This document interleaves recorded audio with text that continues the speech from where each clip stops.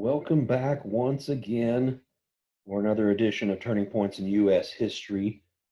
This session is on the Constitution. And I know you may be thinking, we've heard this. We've heard this in every government class we've ever had, from maybe even back to grade school, but certainly in high school and in college, you have government classes. And I promise I'll share some things here that won't just be the same old thing that you hear in every government class. We'll talk about the historical background here, what happens at the Constitutional Convention, and why it's so important. So, yes, it may review some of the things that you get from a government class or an intro to American politics class. But I think if you'll pay close attention, there'll be some things here that you didn't get or didn't remember from any of those in this presentation. So I've subtitled this Filter of the American Public and the Rule of Gentlemen. There's a couple of points I'm hoping to make through this. One is that the Constitution was not designed just to make sure that more voices were heard in government. This was not a document written to make sure that the mirror of all voices in America could truly be reflected. No, this government was creating a representative government where, yes, people would have a voice, but those voices would be filtered at various levels. The Constitution was not hoping that the common people's voice would be heard at the same level for the House of Representatives as it is in the Supreme Court. There's a filtering process here that I hope will be clear. Also, we'll see that the Constitution was created by a group of men, really gentlemen. It's really created by some of the very elite from the various colonies. That's not a moral judgment against them or for them. Um, this is simply saying that it's a group of gentlemen from the Revolutionary period who get together, compromise on various things to come up with this document. It's not a document that any one of them thought was perfect because they knew they had argued the various points and had lost various debates. But this was the compromise that they agreed upon to, to be an improvement of government over that which was had under the Articles of Confederation. So I want you to understand, after we've watched this, to understand some things about the basic structure of our government, how we get the legislative, executive, judicial branches, and how long those people serve. Yes, some of those nuts and bolts are important, but I also want you to know the compromises that go into this Constitution, um, and some of its argument to some of the arguments made to get it actually to become the law of the land. So let's talk about the Constitution. For starters, here, let's talk about the convention itself. The Constitutional Convention was held in Philadelphia starting in May 1787. So this is just the following year after Shays' Rebellion in Massachusetts, where many people believed that there's a need for a more organized, more centralized government. The Articles of Confederation was very decentralized, very weak by design, because in the aftermath of the revolution, people didn't want a heavy-handed government. But by seeing some of the disorder, the lack of respect internationally, the economic chaos, there's a number of people that thought we need something that binds these states together a little more closely. So here was the meeting, Constitutional Convention in Philadelphia, 1787. Now, the existing government was already the Confederation Congress. That group was still meeting regularly. This convention was not a rebellion against that. In fact, some of them were, some of the delegates here were members at that Confederation Congress as well. But what the convention is going to do is it's just going to be a meeting to discuss possible changes to the Articles of Confederation. Well, let's talk about who's there. Who are these convention members, actually? Well, you can probably recognize in this painting a few faces here. George Washington is presiding over this meeting. That's what gave the meeting um, real standing. People knew to take this very seriously because, after all, General Washington is going to be there. He's taking this seriously. You might also recognize Benjamin Franklin here. Franklin was by far the oldest member of this convention. He was in his early 80s here. Um, and the average age was about half that, about 41 is the average age. So delegates range from anywhere from the late 20s all the way to 81, the ages of representatives at this meeting. Again, this is a group of not just common men, but very elite men from the various states. Lots of plantation owners, lots of lawyers, um, people that are pretty well educated. They're not just the average people from their respective states. There are also some notable absences here, people who you might expect to be here, but were not. John Adams is not at this meeting because he was serving the country as a representative, a diplomat to England. He gets to be the first diplomat back to England after we've won independence from England. It's a very awkward moment there. Thomas Jefferson's also not at this constitutional convention because he was doing the same representing the United States in France. There's no one at this convention from Rhode Island. And the reason for that is that Rhode Island, being the smallest of all these states, Rhode Island was not interested in changes that might be made. They don't want to see changes made to the Articles of Confederation because they're pretty certain if there are changes, they will no longer be the equal to Virginia and Pennsylvania and New York, Massachusetts. They will be a much less significant part of the whole Union. So here's a group of elite gentlemen who come together for this convention to discuss possible changes, but they're already missing a lot of prominent people, and in fact, one whole state is missing. Something else to note here, this is not a meeting that's just going to have the same people there for the entire duration of the meeting. There's going to be a rotating, revolving door that people will come in and out. As people go back to take care of other state government business, or maybe they go to take care of business at the Confederation Congress, maybe their own farm. People come and go from this meeting. And so it's an ever-changing number of people there. By the end of the meeting, though, there's 55 delegates that are going to be there at the end. But there were more that at some point were in attendance. So the convention members are going to be discussing changes. And the first people to arrive, this is in Philadelphia, so obviously Pennsylvania delegates don't have far to go, but the Virginia delegates were the first to join them. So here's a couple of big states with a lot of prominent individuals, and most of them could agree we need a stronger centralized government. So the people who arrive first could kind of help set the agenda for this meeting. And in fact, a plan known as the Virginia Plan is going to set the tone for this whole meeting. The Virginia Plan was something that James Madison, a younger delegate from Virginia, had really worked on.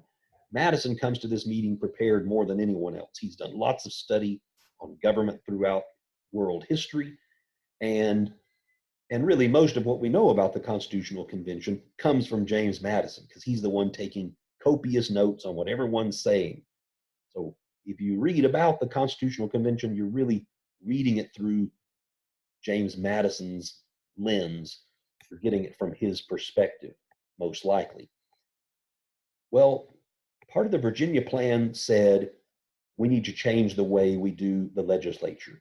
There can't just be one Confederation Congress and that's it. There should be an upper house and a lower house. All states except for Pennsylvania had two houses of Congress, an upper house and a lower house. Just like back in England, they have the House of Lords and the House of Commons. The House of Commons is supposed to represent everybody, the common man. The House of Lords is supposed to represent more property, uh, people with a more substantial financial claim in the land. So the theory was you really need both in order to balance things out so that there's not just a group of people who are easily swayed and decide something really quickly, and that's it. One house can help balance the other one to make wiser decisions. So again, this is the first example where they're not simply just trying to make a more democratic system. They're not trying to make sure that just more people get to vote and we have a better mirror of all opinions out there. There needs to be some filtering of those opinions. So the Virginia plan suggests having an upper house and a lower house. The upper house would be called the Senate, the lower house, the House of Representatives. Now, the Virginia plan wanted those both based on population. They wanted the numbers of senators and the numbers of representatives that any state got to be based on their state population. Now, remember, under the Articles of Confederation, what's it based on? It doesn't matter. Every state gets one vote. But now the new plan, the new idea being pitched was Virginia should get more representatives. It should have more senators. Pennsylvania should have more. And other large states, bigger population should mean more voice. Well, um, that's going to um, that's going to trouble some states, some representatives from some other states. Now, since the Virginia plan really kind of sets the tone for all the conversation, um, other people arriving at this meeting, they quickly realize we're not talking about just slight modifications in the Articles of Confederation. You're talking about completely revamping things. You're talking about a complete overhaul of that document. So some of the smaller states tried to come up with a counter proposal, but it's not nearly as well thought out. It's more in reaction. But there will be something called the New Jersey Plan, where smaller states are now trying to react and say, now, wait a minute, how about we make this change here? Okay, if we're going to have an upper house and a lower house, well, let's still make sure that that every state is equal in those chambers. Every state should still get the same amount of votes, same amount of representation. Um, and the New Jersey plan also has a different idea about the executive branch. There had been no executive branch under the Articles of Confederation. The Virginia plan has proposed there to be just a single president. The New Jersey plan says maybe there should be a committee that is the president. There could be three or more people that run different offices. One could be more Secretary of Foreign Affairs, and someone else a treasurer, someone else kind of look over the war or military department. But a lot were concerned about possibility of there being just a single president. Now, long story short, let me skip ahead in the slide a little here. We'll see that they come up with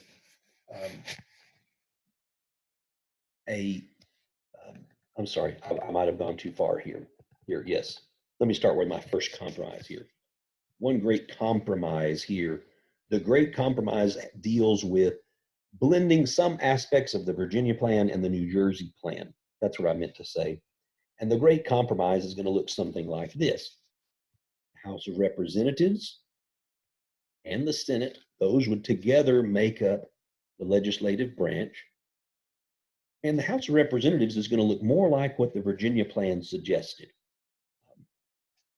Those representatives would be elected by the citizens of their state. And the bigger your population, the more representatives you get. So Virginia will have more than Rhode Island. And of course, representatives serve for 2 years. So they're almost constantly campaigning. They get the job, they're doing the job, and they're already having to think about the next election. House of Representatives is supposed to be the branch of government that is most responsive to the common people's vote. They're elected by the citizens of the states. Okay. Now, the Senate. This would end up being run more like what the New Jersey plan said, because in the Senate, every state would get 2 senators. So Rhode Island is just as powerful as Virginia is in the Senate. You see the compromise here? They've taken aspects of the Virginia plan, aspects of the New Jersey plan, and this great compromise has said, let's do a little bit of both. In the Senate, every state gets 2 senators, so every state is equal. Now they could have just said, well, everyone gets 1. Everyone is still equal to just 1 senator. But having 2 meant that, well, they could disagree. You could have a state that voted yes and no on something. There's no rule that says they have to vote together, be as a state. But notice here, the senators originally were not chosen by voters. They're chosen by their state legislatures. So they really do represent the state. They do not represent just individual citizens of that state, because they are chosen by state legislatures. So here is a place where the popular vote is filtered somewhat. If I'm a voter in the state of, let's say, Delaware, I get to vote for my representatives to the national government. I vote for my own local Delaware government. I don't vote for senators, though, not at this time. That's coming in the 20th century. But originally, I would only vote for my state legislature, who then chooses the 2 senators for me. You see, my opinion is filtered a bit more. The Senate is not supposed to be so answerable to me as a private citizen. And notice senators serve quite a bit longer terms. It's 6 years. So um, there is most of the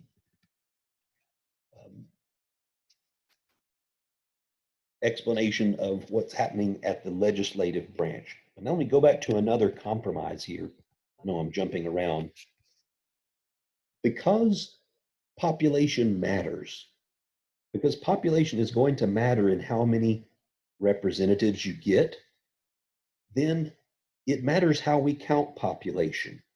And here's a compromise that's perhaps the most misunderstood about this whole constitutional convention, the 3/5 compromise. This says that the slave population, slaves will count only as 3/5. You add up all the slaves of a state and you can only count 3/5 of them to count towards your population. Now here's the misunderstanding about this. When we hear that slaves are only counted as 3/5 of a person, now in the 21st century, we may become very morally outraged. We may say, it's terribly unfair. Slaves are a whole person. They should be counted as a whole person. Well, that is certainly true. They are people, but you may be getting backward what people were arguing then. It was the southern states that had lots of slaves that were saying, we want to count them in our population. It's the northern states who don't have very many slaves who are saying, that's not fair. You can't count your slaves. That boosts your population. So, see, it would have been the slave holding states, the ones with the most slaves, who are saying, we want them counted. Multiply them by 5, by 10. They just want bigger numbers so they get more representatives. This had nothing to do with what rights a slave is going to have or the quality of their life. This has to do with what population counts. Okay. The 3/5 compromise, it is a compromise because some want to count all the slaves, some want to count none. 3/5 ends up being the place somewhere in the middle to say that's how many slaves get to count. Okay.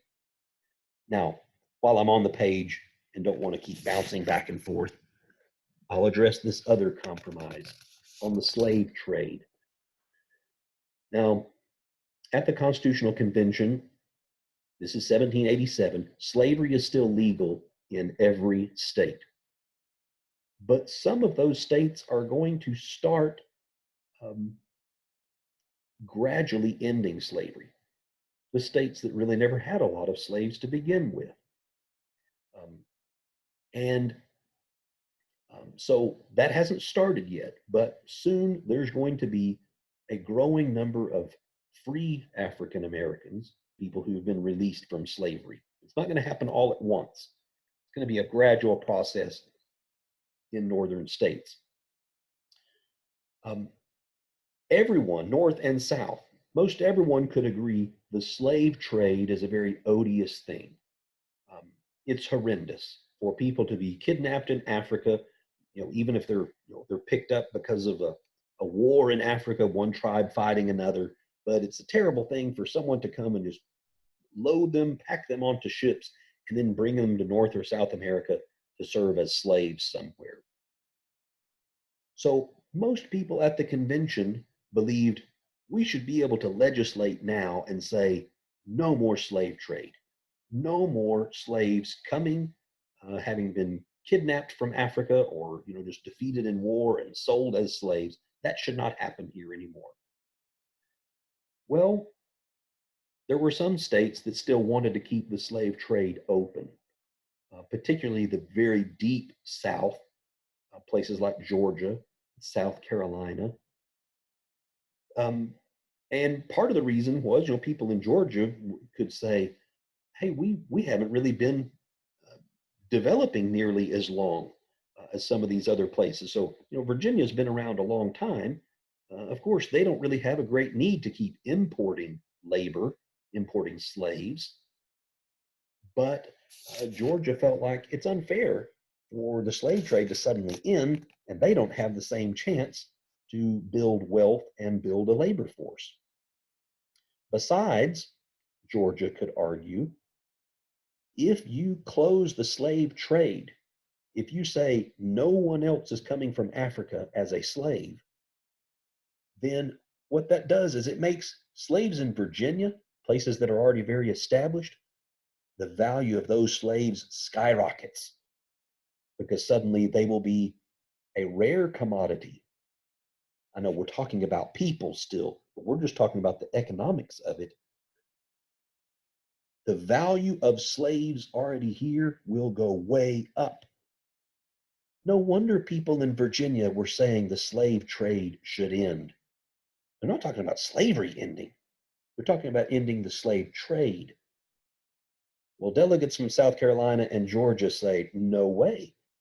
You cannot close that slave trade yet. What that's going to mean is we keep on having to buy slaves from Virginia. And it's not fair. Well, here's another point that gets compromised on. The compromise was they could not legislate anything against the slave trade for 20 years. The window will still be open to import people from Africa for 20 more years. But after 20 years, Congress will act and it will close this slave trade. Uh, there will be no more international slave trade, not legally. There will still be some smuggled, but this has nothing to do with whether or not slavery is going to continue to exist. This has to do with slaves being actually brought from Africa to the New World. So understand, here's another place that compromises were made. Not everyone's going to be satisfied with this. Now, the people making these decisions, of course, some were ready to say, fine, let Georgia and South Carolina not join. Others thought, well, no, we still want to unite this country, but they make compromises along the way to make that happen. The Constitution is not going to use the phrase slave trade. It doesn't use the word slave. It really kind of dances around this issue by using terms like non-free persons, or traffic in a certain kind of trade. Well, we're talking about the slave trade. But ultimately, what you see is this founding generation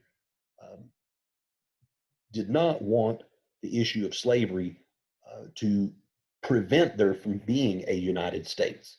It was obviously a big enough difference in the various sections of the country that it could have prevented there being a country at all, or at least prevented them from agreeing on a constitution. Again, slavery was still legal everywhere, but it's about to be gradually ended in the northern states. Okay, back to another branch of government. Okay, the presidency, or the executive branch. Now, this was something, again, the Virginia plan suggested there being one person being a president, and that was a radical change. There had been no executive under the Articles of Confederation. And the small state plan, or the New Jersey plan, suggested at least just make it a committee. Don't give any one individual this kind of power.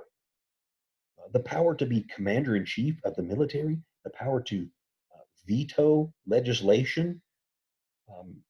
There was a lot of talk about this, a lot of concern.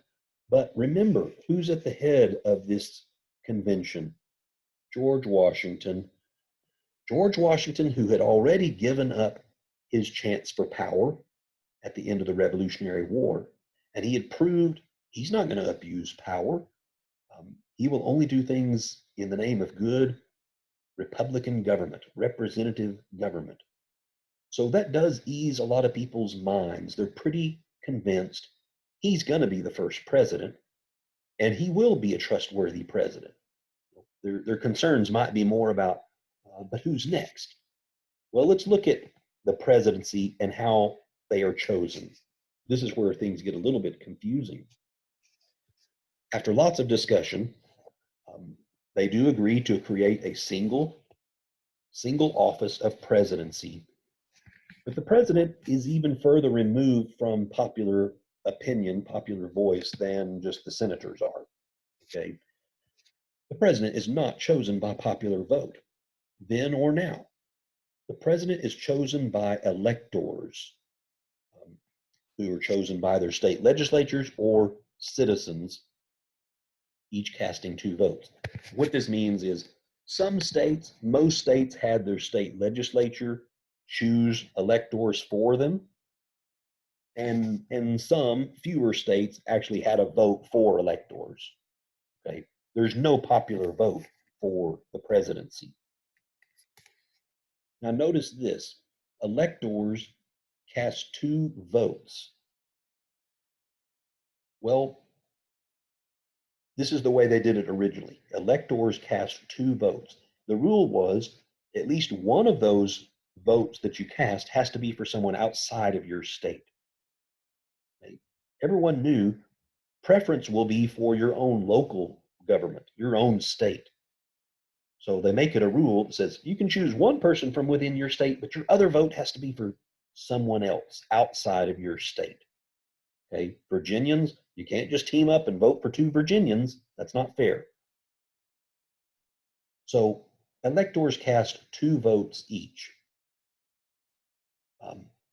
And then the votes will be tallied. There'll be lots of different names that have been selected. as a potential president, and then you're just going to see how many votes each person got, and if they got, you know, um, a top three there, the top three could then be settled in the House of Representatives. That has very rarely happened in American history, but it has happened. We would be shocked now if that's how it happened, and the House of Representatives ended up choosing the the next president. But in 1787, there are no political parties. There's no structure where we, would have the Democratic nominee, the Republican nominee. No, the electors are just choosing prominent individuals who they think would be good presidential possibilities. And they're all putting down two names. Well, George Washington gets selected because every elector chooses George Washington. He's one vote from everyone. And then there's a scattering of, a lot of people will say John Adams, and a lot of people will say Thomas Jefferson. Well, no, they can't say Thomas Jefferson if they're from Virginia, but they may say that if they're outside of Virginia. There'll be, a dozen other names that are mentioned. There's not campaigning for the presidency the way we think of it now. There's just very prominent individuals who people know, and George Washington is the one that everyone knows. So when we say he's elected unanimously, it doesn't mean that people all went to the polls and unanimously punched that little Chad out for George Washington. No, it just means every elector cast one of their votes to George Washington. And of course, the president serves for 4 years. So to understand the filtering here, I need a physical space to show this really, but you have to imagine you voters do not choose the president back in 1787 or when this goes into effect the next year. You can choose your state legislature, and your state legislature will choose electors, and those electors will choose the president. By the way, states get numbers of electors based on their population. So again, this is a place where population does matter in how much voice your state has choosing a president. Population doesn't matter in the Senate because every state gets 2 senators. But it does matter for House of Representatives. It does matter for the president. So the last branch, I'll say the least about this because the Constitution says the least about it too. The judicial branch. There had not been a national court system before this, but at the convention, members decide we need some sort of national court system to settle disputes between states or to help decide constitutional questions. And so we have this kind of vaguely defined judicial branch, the Supreme Court, and other lower federal courts. Now, let's talk about the filtering process here. The judiciary, or the Supreme Court, the federal court system, is not selected by the voter at all. They're appointed by the president for lifetime. Or it's not really a sentence. You're not sentenced to be a judge. If you want to retire, you can, but many just keep on doing the job until they die. So as long as they have not broken some great law, they won't be removed. They can be impeached, but people become Supreme Court justices for life. Now, notice the filtering here. You don't choose the Supreme Court members. Back in those days, you could choose your state legislature, who chose electors, who voted on a president, who appointed the Supreme Court people. Very much filtering. The Constitution was not saying, how do we make a more perfect democracy? How do we make sure every voice in America is heard and reflected? No, it is, how do we hear the voices, but filter out some of these voices along the way? Of course, people should have some say in their most direct representatives. And, there's a reason why that Any bill that has to do with raising revenue, money, it comes from this group here, the House of Representatives. They're the people that you have the most direct influence over. But some other questions are only settled by the Senate or the president, where you don't have as much direct influence over. Now, a lot of things have changed since 1787. We do have the direct election of senators now, and we don't just have electors appointed by state legislatures anymore.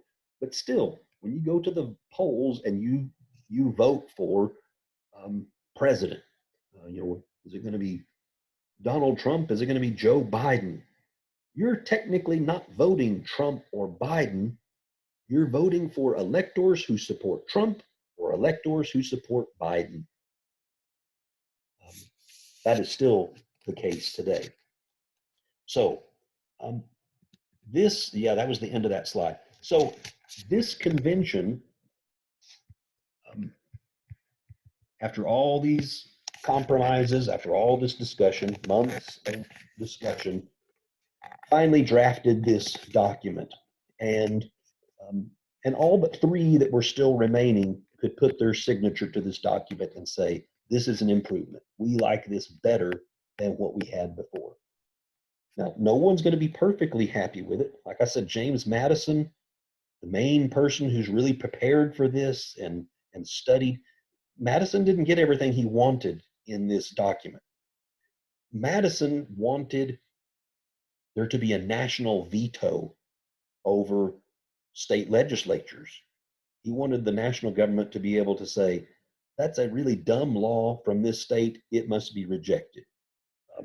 But that is not what happens. Instead, what do? They give state legislatures the power to appoint senators and choose electors. James Madison's thinking, oh my goodness, state legislatures, they're idiots. I know, I've worked with them. So Madison is not going to get everything he wanted. Alexander Hamilton, pictured here as well. Hamilton isn't going to get exactly what he wants either. Hamilton wanted a president that would be appointed for life, not every 4 years. He wanted real continuity. He likes the idea of George Washington serving for life, closer to a king. But that proposal is dismissed. No one's going to get exactly everything they want in this convention, but all but three of them agree this is better. Three holdouts still say, I will not put my name to this. I don't agree. I will fight against this document. And that's really where the battle begins, is when this convention ends. The convention, now has to say, okay, Confederation Congress, we request that you send this document to the various states and see if they approve it. Now, in the official rules of the Articles of Confederation say you can't change the Articles of Confederation unless you have 13 out of 13 states approving. It had to be unanimous. Well, people writing the Constitution know you can't get 13 out of 13 to approve this. Rhode Island's already going to reject, and likely there might be some others as well. So instead, they say, let's just go beyond a bare majority. Let's say when 9 out of 13 states approve this document, it becomes the law of the land. So now the Constitutional Convention is multiplied by 13. Now there's all the different states discussing the Constitution and deciding whether or not they approve of it. Well, this is where a group called the Anti-Federalists emerge. People who don't approve some aspect of this Constitution. And there were a variety of reasons for why they might not approve. It may be because this Constitution says nothing about individual rights. There is no Bill of Rights attached to this yet. Some people will object to that. Some people may be concerned about the power of a single president. Some people may be concerned that there aren't enough representatives? How can one person represent 30,000? Some are concerned that this all seems to be happening so fast. Why are we in such a big hurry? There's various reasons for people to oppose the Constitution, but the name Anti-Federalist, pay attention to that. Anti-Federalist was really an unfair name to call people, and I'll try to illustrate why here, okay? The whole principle of federalism just means that government power is shared at a central level and at a local level. Okay, so imagine here's a United States, and here are various state governments, and this relationship between central government and state governments. This is one kind of federalism. The anti-federalists don't like this constitution because they do think it's creating a very powerful central government and a not so powerful state government. Look how small Massachusetts is now, Georgia, New York. No, the anti-federalists would rather have something like this: a modest sized national government and still modest sized state governments.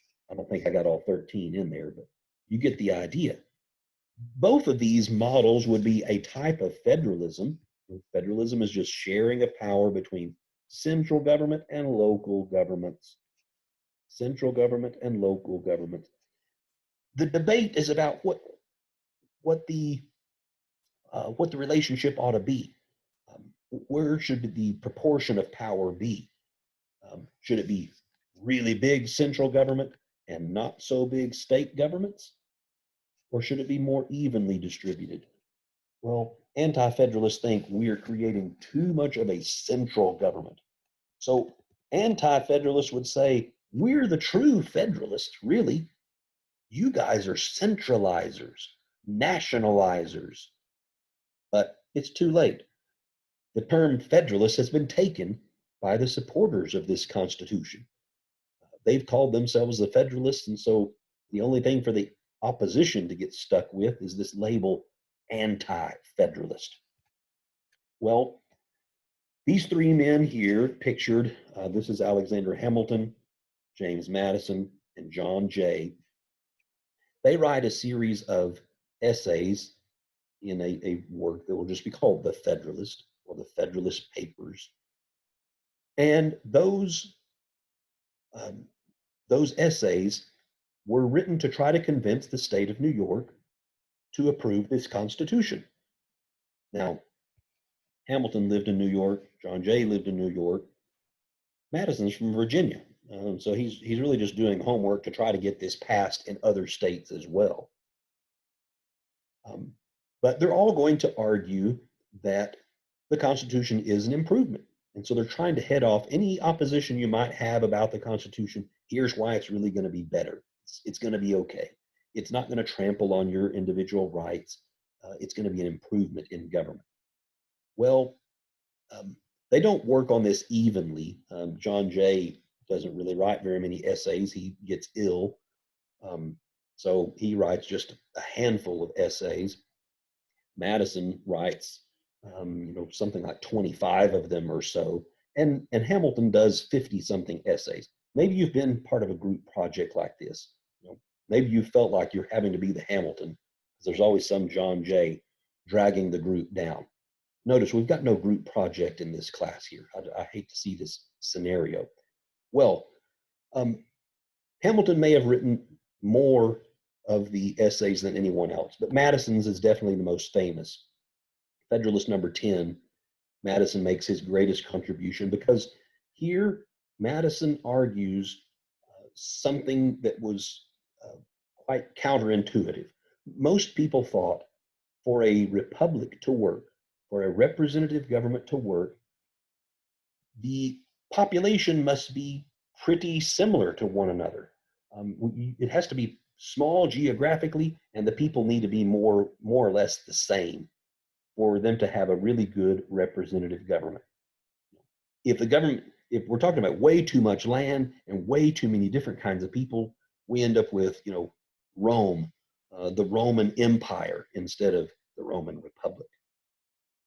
But Madison actually argues against this. Madison says, really, a large republic with a very diverse population will actually be more stable than a small republic with a not so diverse population.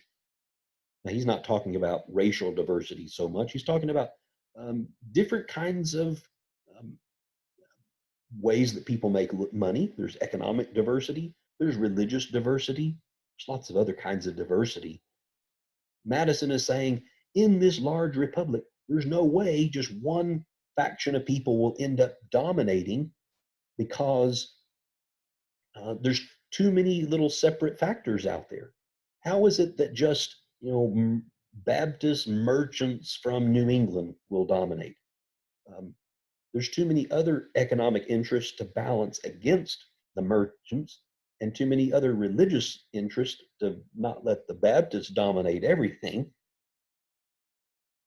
A large, diverse republic with all those um, competing identities, competing factions, and interests out there will balance one another. That's Hamilton. That's Madison's great contribution here, because he's trying to argue you can have a good working republic even when it's over a huge chunk of a continent and with a very diverse population. In other essays, he essentially says the same kind of thing, that the various branches of government will also balance one another. You can't expect people to not be selfish, and you can't expect that Congress and the Supreme Court and the president aren't going to battle one another for more power. But that's okay, because their self-interest, their competing interests will actually balance against one another and make a very stable government. That comes from a later Federalist, like number 48 and 51. But Federalist number 10 is his most famous here. So the main thing that anti-federalists pushed for, though, is a Bill of Rights, and that's going to come after the Constitution is finally approved, because James Madison promises it. He didn't think it was necessary. He didn't think that they really had to specify all these rights. He says, why do we need to specify that you have freedom of religion? You know, um, the Constitution can only do what we're saying the government can do right here. So why do we need to start listing all the rights that you reserve? But there were a number of people that thought this is exactly how the British Constitution could be abused. It's not written down. It's just tradition. So there's a big push for there being a Bill of Rights that comes a little after ratification. But the way this is finally ratified is all these states have their meetings. Rhode Island's going to reject it. But most of the states start to approve this Constitution. And even though they said they only have to have 9 out of 13, you think about it, if 4 really important states hold out, then there won't be a union. If New York and Massachusetts and Virginia and Pennsylvania say no, then that's too much population, too big of a chunk for there to really be a central government at all. But they did better than just getting 9. They had a 9th. New York also approved it. They have 11 states approved, and then just to kind of make sure that there is a Bill of Rights, North Carolina says, no, not yet. Let's see this Bill of Rights first. Several states had approved, but said, we would like to see these kinds of bills added to it. Here are some suggestions. So James Madison honored his promise that if this is approved, we will start working on this Bill of Rights as well. And all those various suggestions get reworked and reworded until there are 10 of them, passed in 1791. But the Constitution officially goes into effect 1788, and we have a new government of the United States. Very different from what the Articles of Confederation were. Well, that's about it for this presentation on the Constitution. I will see you next time when we talk about other developments in government. So thank you very much and have a good one.